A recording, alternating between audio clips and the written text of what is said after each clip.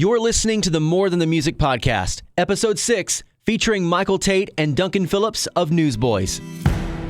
Over 7 years ago, we asked Michael to come be part of the band, and at the time it looked horrible. At the time it looked like, that God had turned his back on us. Even though that we knew deep down that we knew that God wouldn't have brought us to this place for it to all fall over, everything in the natural was saying the opposite.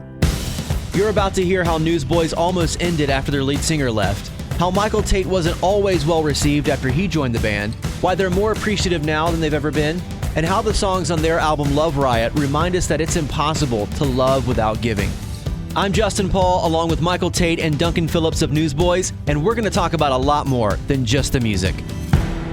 More Than the Music is hosted by Justin Paul, a touring musician turned national radio personality who loves the dramatic, humorous, sometimes tragic, and often inspiring story behind the songs from your favorite artists. You can connect with the show at wayfm.com/Justin. Now here's your host, Justin Paul. So thrilled to be joined by Michael and Duncan from Newsboys. What's going on, guys? Woo! Justin. It's so amazing to have you guys here. I mean, Newsboys goes way back. Like, if you know Christian music, you've heard one Newsboys song. Right. So there's a lot of story I know over the years, but kind of catch us up. How did Newsboys get to where we are today? Well, the band, in case you didn't know, started in Australia when we were kind of young teenagers, and we had this big dream in our hearts that we wanted to come to the States and play music. I think any musician that lives outside the US sees the US as almost like the mecca of any form of music that you want to play. And we kind of grew up on a lot of American music, so that was our dream and goal. And we got the chance to come over some years ago, and then funny story is that's when we first met Mike and the dcTalk boys, and we actually toured with dcTalk. Kind of funny story with hindsight. Right? We toured with dcTalk for about 18 months, and it was kind of out of that friendship that we had with Mike in particular. Love the other boys, love Toby and Kevin, but we were always kind of more closer to Mike throughout the years. Which is still so weird to me. Which is kind of cool. We've even got photos of Newsboys with Michael in from those times. So it was kind of this friendship that's been going on for most of our lives. Yeah. And over 7 years ago, we asked Michael to come be part of the band. And I think the great thing about God is that at the time it looked horrible. At the time it looked like that God had turned his back on us. But the great thing with hindsight being 2020, it was absolutely unequivocally a God moment. And here we are, three studio records later, 2 movies later, we're having the time of our lives. And I think in a lot of ways, we kind of feel we're just getting started. You better believe it, 100%. Yeah.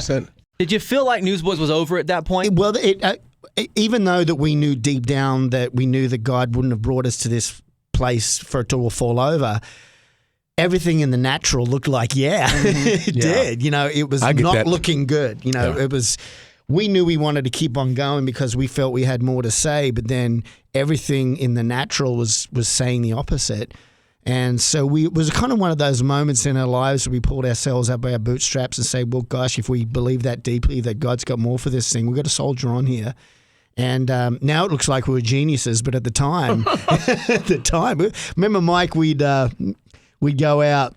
Oh my gosh, the shows were, we do the shows and Duncan walks from the stage, explain to everybody that Peter Furler stepped down and spending time with family, and Michael's our new lead singer, and we did some booze out there. Of course, they weren't booing the dcTalk guy. They were booing back to the lead singer of Newsboys was not there, and in his place was a dreaded-haired black guy. And that was risky. That was risky going from a bald-headed white guy to a black guy with dreads. But we found out in the end that everybody, in fact, indeed, loves chocolate.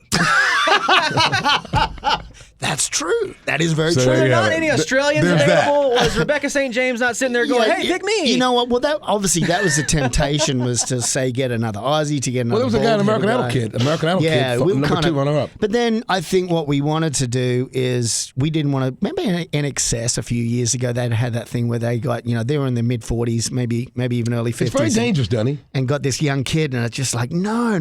But I think the great thing with Michael is that back in the day, if you're a Newsboys fan, you were a dcTalk fan. Yeah. And it kind of made sense as far as he's our same age, same musical heritage.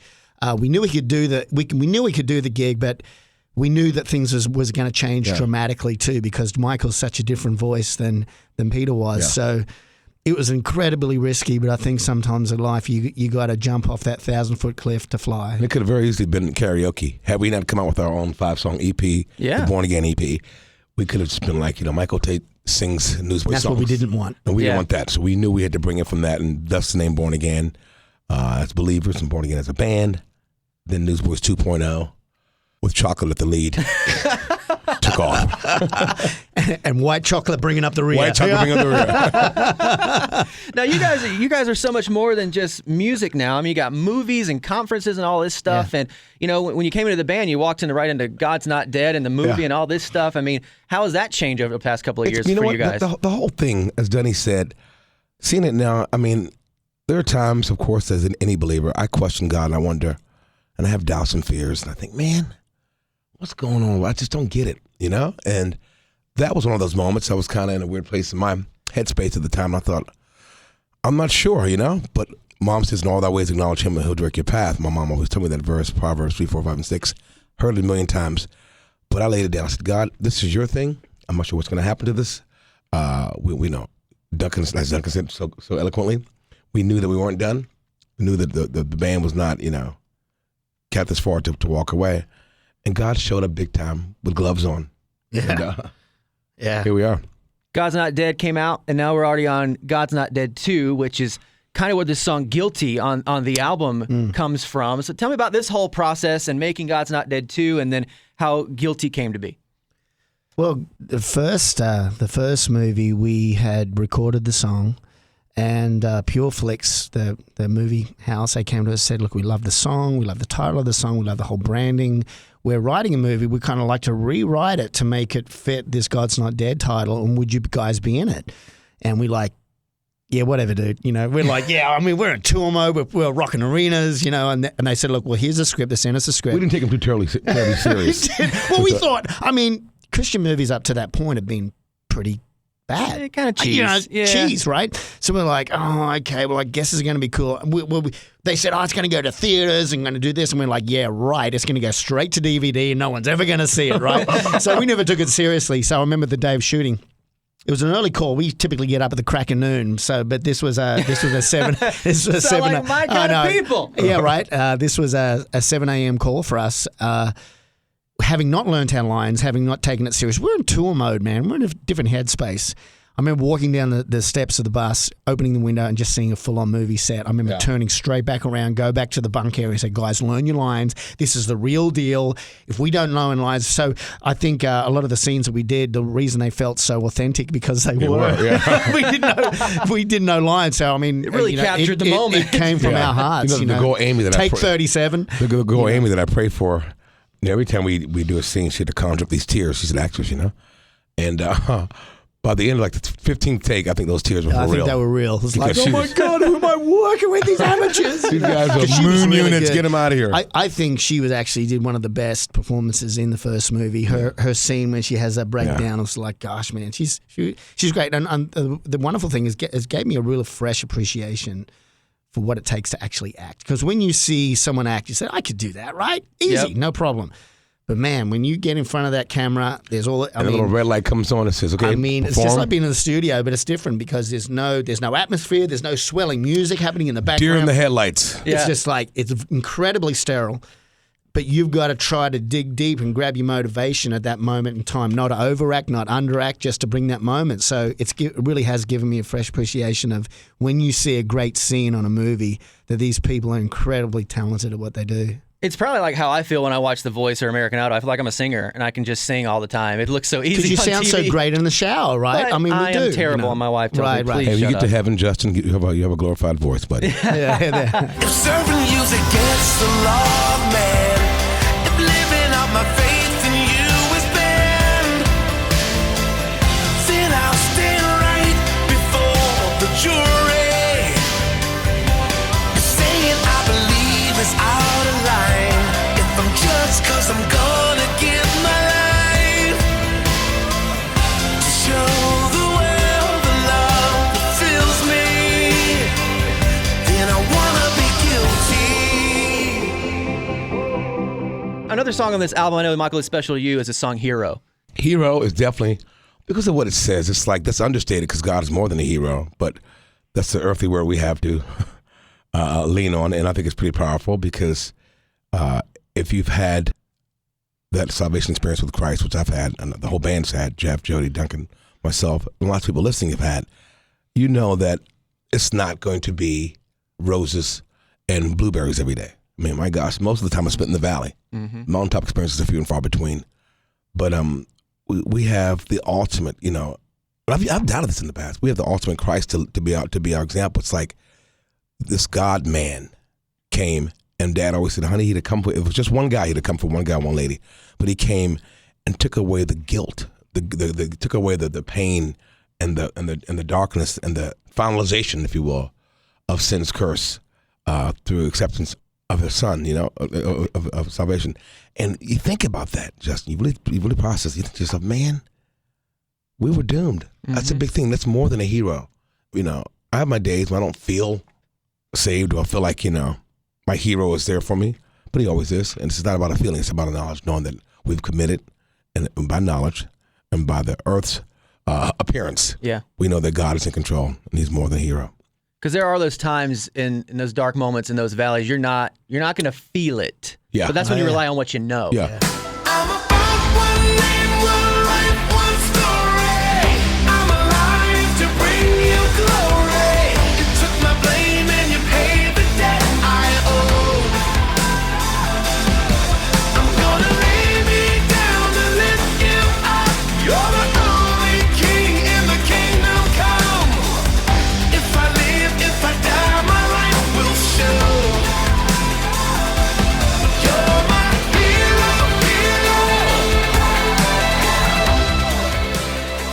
Which leads me to the song "You Hold It All." That song is, I tell you, the writing team that did "We Believe," we did "You Hold It All" with, and they're two powerful songs. But "You Hold It All," the song is just so simply strong because it talks about, you know, when the Bible says God's creation will swim out, you know, His name. If you don't, you know, the fool will say in his heart, "There's no God," but you can't look at the vastness of a Grand Canyon or the largeness of a Pacific Ocean, or how the Earth spins, our universe spins at 490,000 miles per hour, and how there's more stars in the universe and the galaxies around the globe and beyond that outnumber the sands on the beaches. Yeah. There has to be, you know? He's in control. Make no mistake about it, baby. I'm impressed you know all that stuff. I'm like, where do you get there? Are you making these numbers up? He made it up. me and Louis Giglio know these things. You hold it all. You hold it all.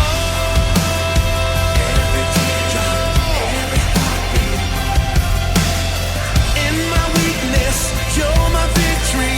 In my sickness, you surround me. I believe that you hold it all.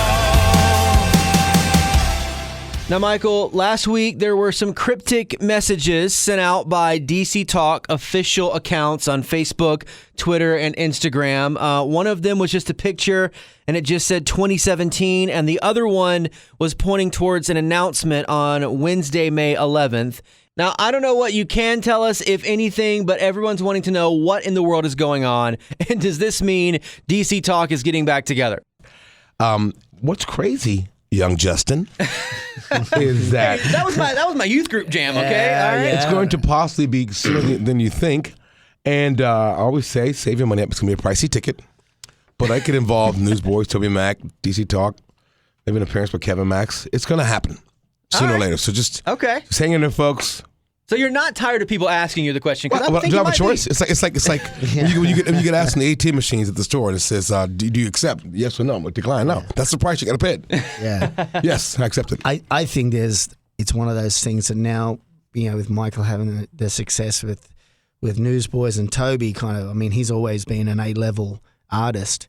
I think it makes perfect sense to kind of do a Toby Newsboys dcTalk kind of reunion thing. I mean, it'd be a lot of fun. Yeah. There's obviously all the new fans that Newsboys and Toby have over the last, you know, say 5-7 years, but then, you know, there's all the mum and dads that that remember Newsboys dcTalk when they were teenagers. So it really has become especially Newsboys, it really has become a family affair. Yeah. Where we'll see 2 and 3 generations of families equally rocking their brains out. And they'll come on every time we're there in town. Absolutely. They always come back. They really. So how often can your 18-year-old daughter, your 35-year-old mum and dad, and a lot of times grandparents equally enjoy a night out together. Yeah. And Newsboys just happens to be one of those bands. So we're stoked. Now, how's it been, too, for you, Michael, now touring with kind of the recreated audio adrenaline on this tour and then touring with them so many years ago as dcTalk? It's kind of like new life has been breathed into Newsboys and audio adrenaline. Well, it's definitely different. I mean, obviously,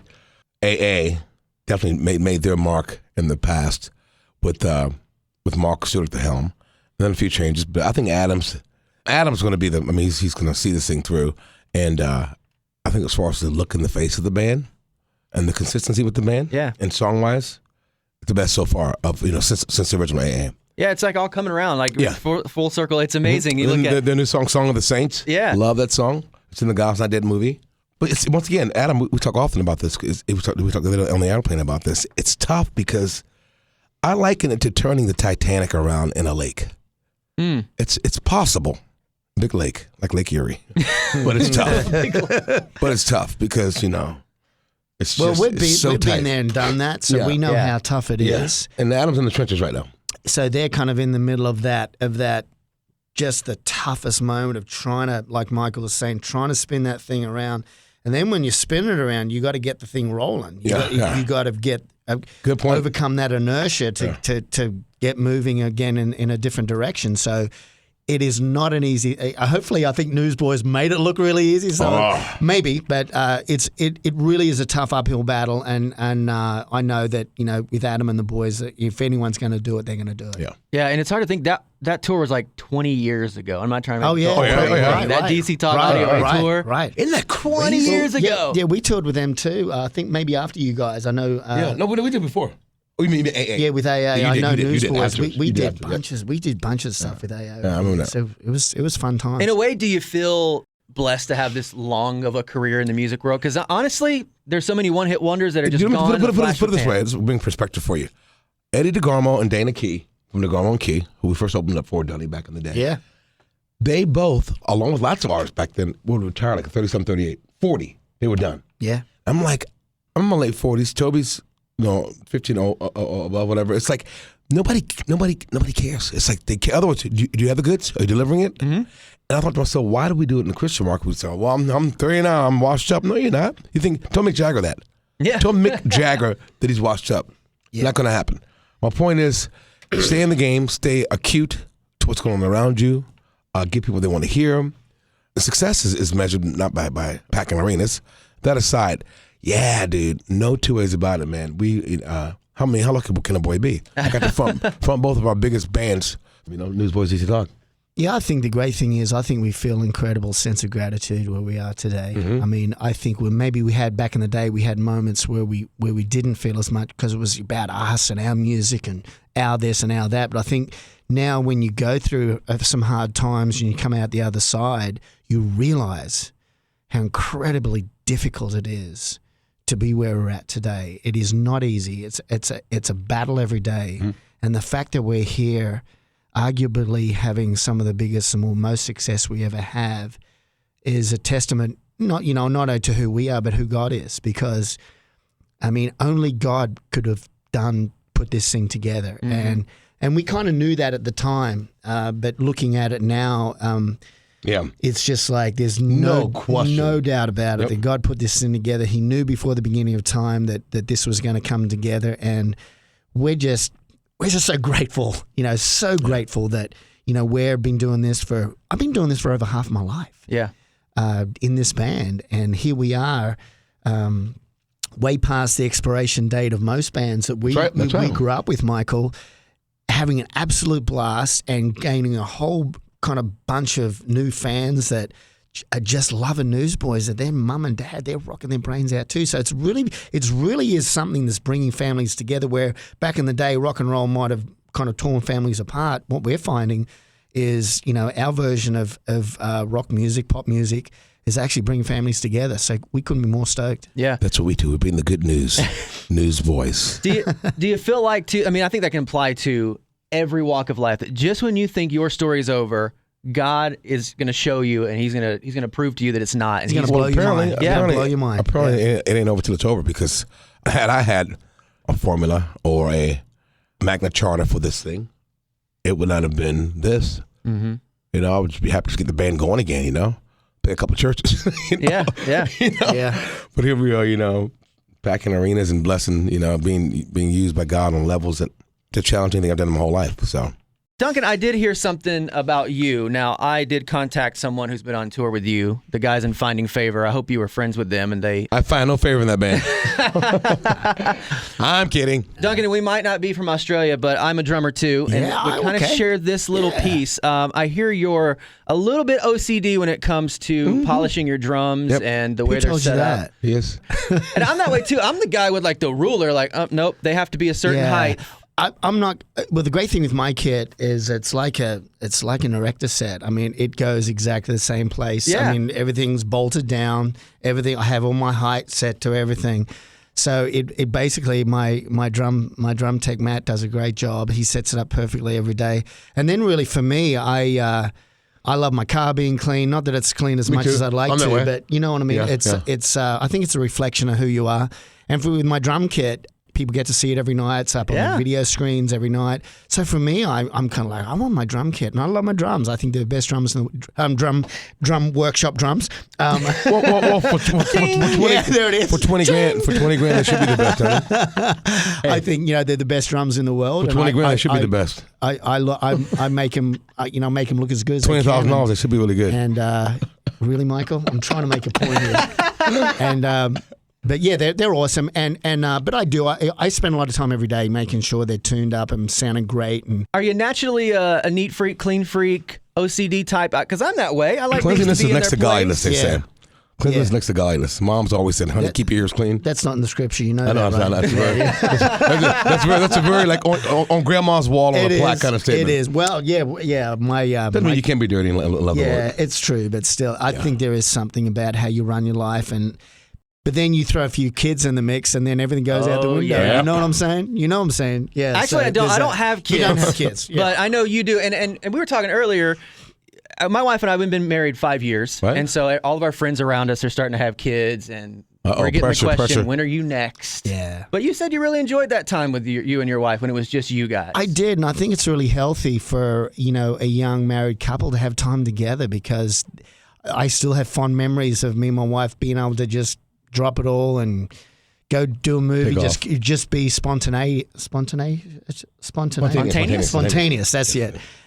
Just to be that. I think it's really good and healthy and great memories. But then you do there is a time when you just know. We just kind of looked at each other one day and said, we just kind of knew that it was time. That we wanted to, obviously you want to have family, and it was a great moment. So yeah, it was 5 years for me too, Justin. Yeah. So I'm thinking, like, I'm not quite at 5 years. I got plenty of time. I wish my parents would stop asking. Oh, wish all my yes, friends would that stop gets old. asking. That does get old, We'll have yes. I mean, it took me 7 years to propose, so Yeah, maybe 7 yeah. more. He's not ready yet. This is taking time. Yeah. You gotta be ready, Honestly, man. kids terrify me. Yeah, me too. Holding a child Still. is the most terrifying thing, like in the world. Like any wrong move could be so bad. Especially with your first one, it's like, because you know nothing about raising children at all. Second and third, they're kind of easier as far as knowing what to do, but the first one, that's a toughie. The pressure's on. I literally freeze up every time we go to a friend's house. They just had a kid because they're going to expect you to hold it. And I'm like, I'll pass. It's like 9 months of like, not torture, but 9 months of a countdown. Like, oh my gosh, we 8 months left, 7 months left, 6 months left. They're I here. guess you kind of prepare for that, I guess. A child is over born. that time. But on the other side, you're never really ready. You think you're ready, but you never really are, because you just have no idea what it takes as a young couple to. I don't know how my mom and dad did 9 kids. Oh man, I don't know how you're. 9 kids. Oh my gosh. Yeah, I don't I'm know the how baby she of 9. I can't believe it. it's crazy. 3 kids nowadays is a lot. 9? I couldn't. I'm just maybe thinking about one maybe You down say the zoo? road. Maybe that'll be a good. It's nice to enough. replace yourselves. You have a couple. You know what I mean? Basically take Toby Mac's live show, all the people on stage, and put them in my house. Yes. That's what it is. Sorry, Tobes. Love do you, Toad. you ever let your kids ride that drum thing? Do They've gone up. They haven't spun on it what is it yet. called, by the way? I'm calling it a thing. Like, Just spinning drum riser. I Yeah, guess. That's what we call it. Now, I have motion sickness very bad, so that would really You trip would me not out. do good No. on the spinning drum. Have you ever rides. gotten sick riding the thing? No? Nothing? Knock on wood. Have you ever been sick going into a show and couldn't ride it? I have. There was remember Ride that it like time, it's a roller There's coaster, been a I'm couple of sorry. times I've been, just spewing up before the show you don't want for to spill whatever the drums. reason, and they're the days that my tour manager Steve Campbell lets me not do that. But any other time, even the other night, I cut my hands and there's blood all over the. I saw that post on Instagram, it was man. Just like, it was bloody mess. It was a mess. It was I look like back, I was like, oh my God, it's like a horror flick. it was just like an episode of He's swinging Dexter. the sticks, I'm like, blood's flying. I'm like, Oh, it was something brutal. shot. Well, your hands, every time you cut your hands, I mean, that just blood goes and it couldn't have everywhere. happened at the worst time, but the second song in. First song in. First song in, First yeah. song in. So, and I didn't know. 15 to go. It was just that all I knew that they were numb, and I couldn't really see them properly, and it was just like, oh my gosh! And then between debacle. songs, I'd be down. There'd be Matt and the boys. They'd be taping I it. wonder you- I was like, where'd you go? Yeah, I that's was what like, it was. They were kind should I of start the because next I just song? didn't know how kind of bad it was, but.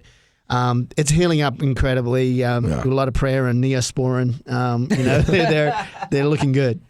Now, another one of your tour buddies told me that you can go into an arena the day after Michael Tait's been in an arena and still smell his cologne. Yeah, that's true. That's very true. I wouldn't go that far. No, I would. No, you can. It's an amazing thing. It's one of those things. It's actually an anomaly on its own. This room It's is very, amazing. it smells very fresh right Yeah. now. I'm not going to be. Yeah. I'm What not tends gonna to lie. happen is Jeff Frankenstein says, our keyboardist, he says, if I put my clothes in a wardrobe case next to Jeff, he says, somehow they You get the scent, right? Yeah, they touch each other, and he goes home, and his daughter's like, Dad, you smell like Mikey Mike.